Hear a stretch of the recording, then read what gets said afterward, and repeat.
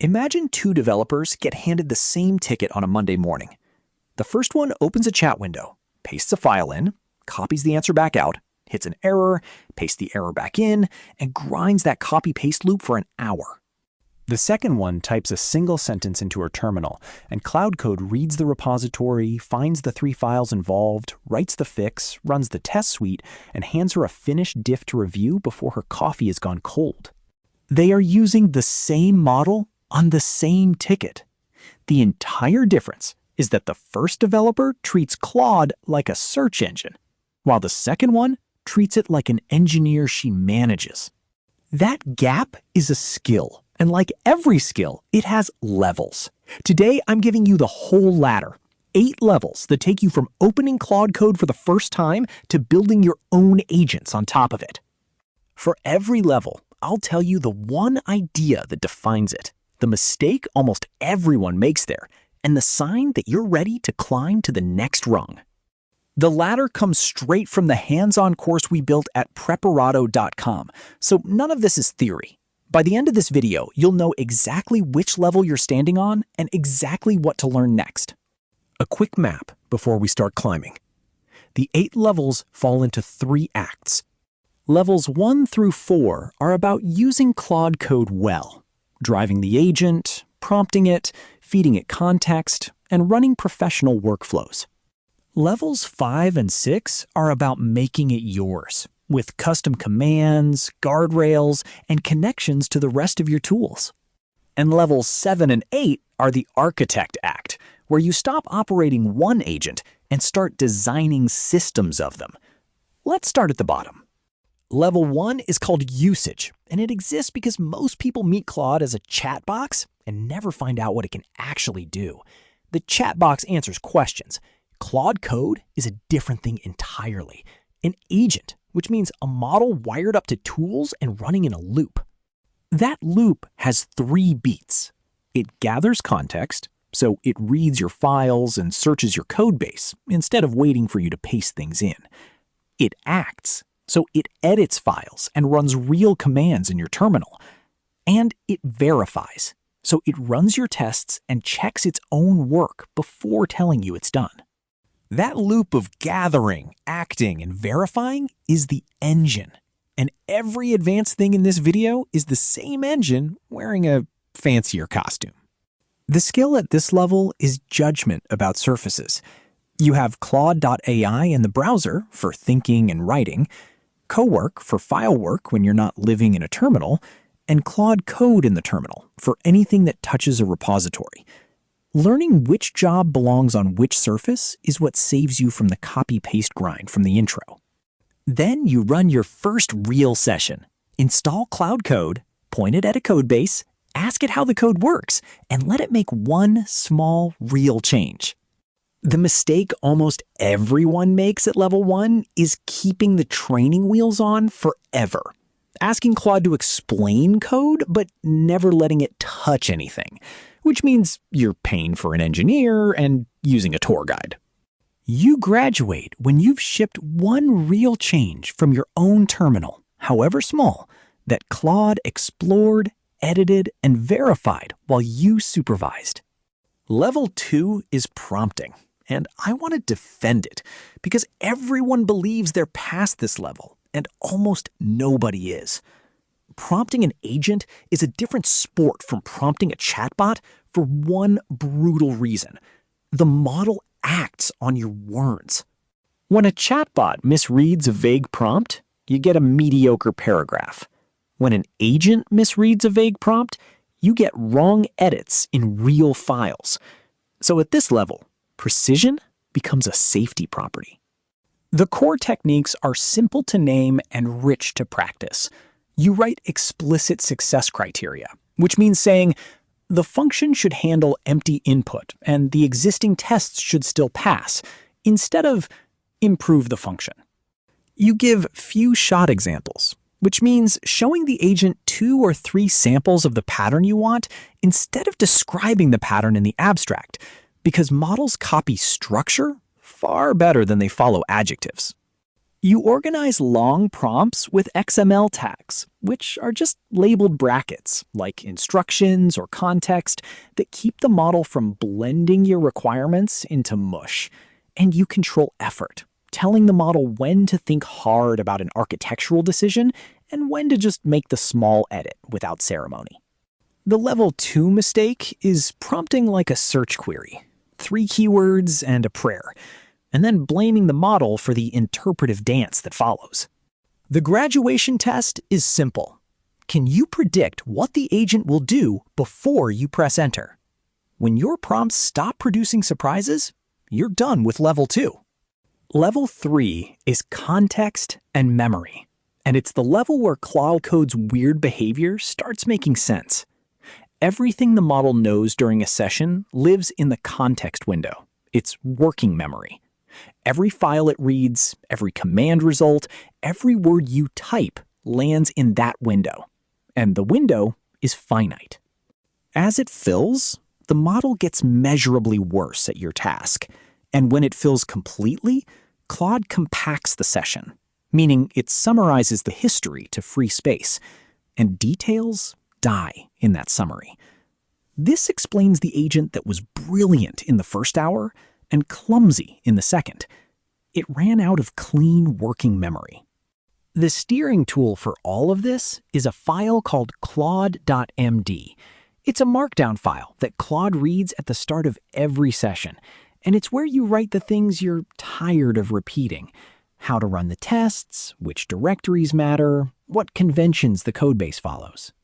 These files form a hierarchy, from an enterprise file for company-wide rules to your personal user file, to a project file checked into the repo for the whole team, down to subdirectory files for path-specific rules. And the more specific file wins. You can even pull other documents in with an @ import. The mental model this level drills into you is that Claude.md is advice. The model reads it and generally follows it, and under context pressure, it can drift. Enforcement, the kind of rule that cannot be ignored, arrives at level 5. The level 3 mistake is the 2,000-line Claude.md that dumps the entire team wiki into every session, burning the exact resource it was supposed to protect. Keep the file short and the rules sharp. You graduate when you can keep an agent sharp through a full working day on a real repository, and when a degrading session makes you think about the window before you blame the model. Level 4 is workflows, where the individual skills click together into a professional loop, and it starts with the highest leverage feature most people never touch: plan mode.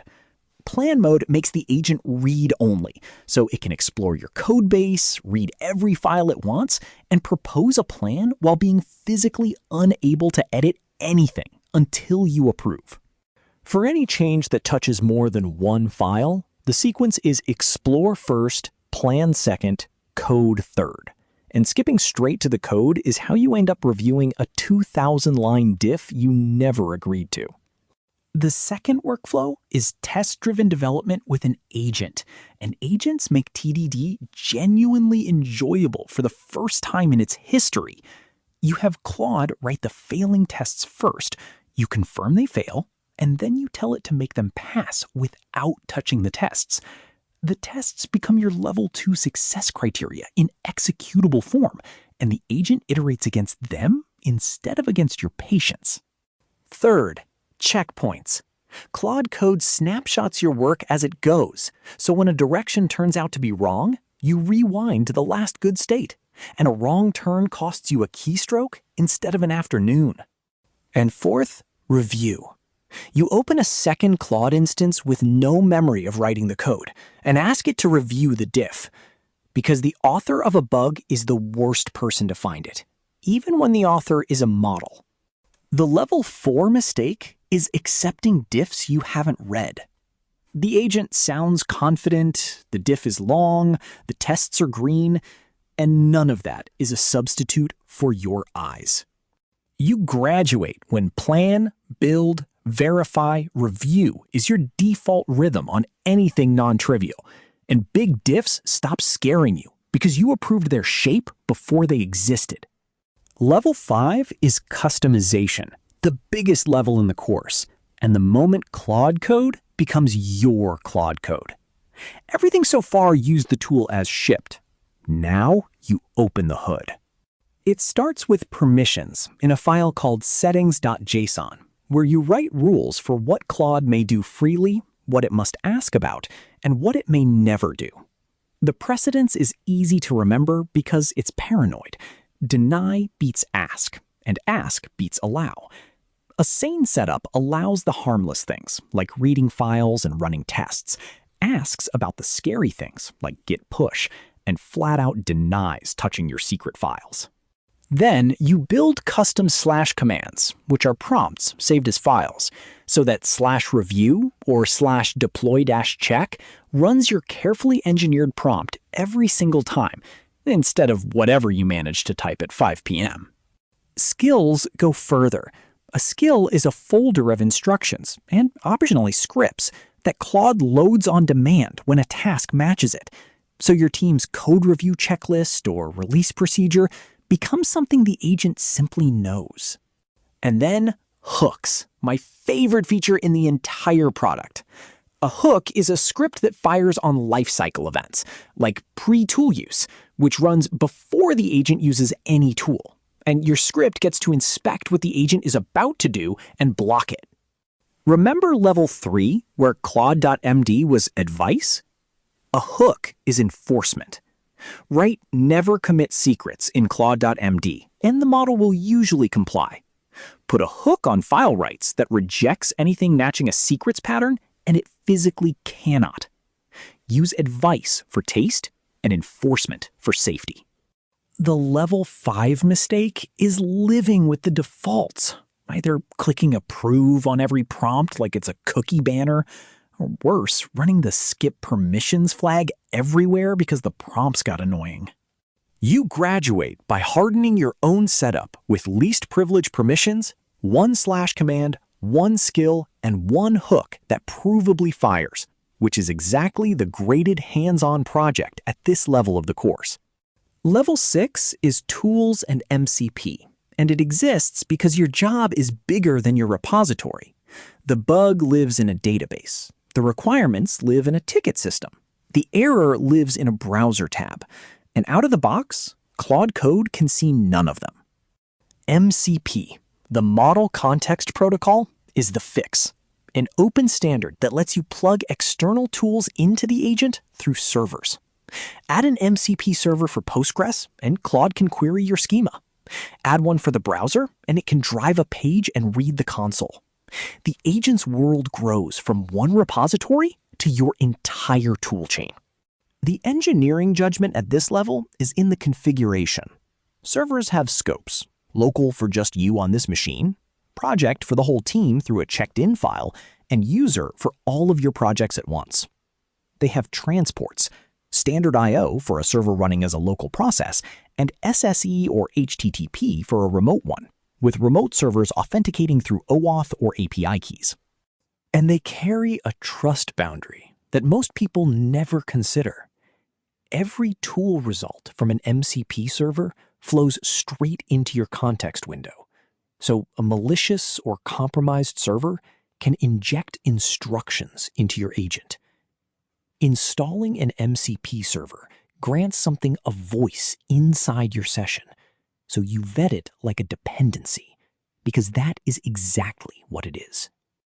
The level 6 mistake is hoarding, installing 15 servers because they look cool, and then every one of them ships its tool definitions into your context and burns your level 3 budget before you've typed a word.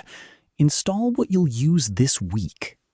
You graduate when you've connected a real server, watched Claude use it to finish a real task, and ideally built a small server of your own.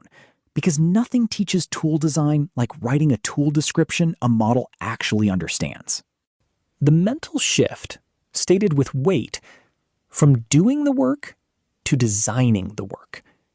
A subagent is a second Claude instance your main agent can spawn, with its own separate context window and its own tool permissions, that goes off, completes a scoped job, and returns only its conclusion.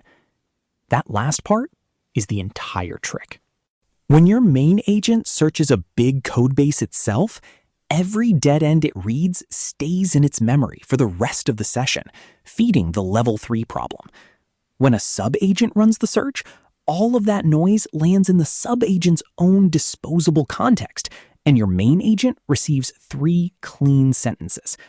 You keep the conclusion and throw away the mess. The judgment is knowing when to delegate, because a subagent starts cold and costs tokens, so a quick lookup belongs in the main loop, while a broad sweep across 40 files belongs in a subagent. When you want several agents editing in parallel, you give each one a Git work tree, a separate physical checkout of the repository, so they cannot overwrite each other's edits. And then Claude leaves the terminal entirely. Headless mode runs Claude with a -p flag.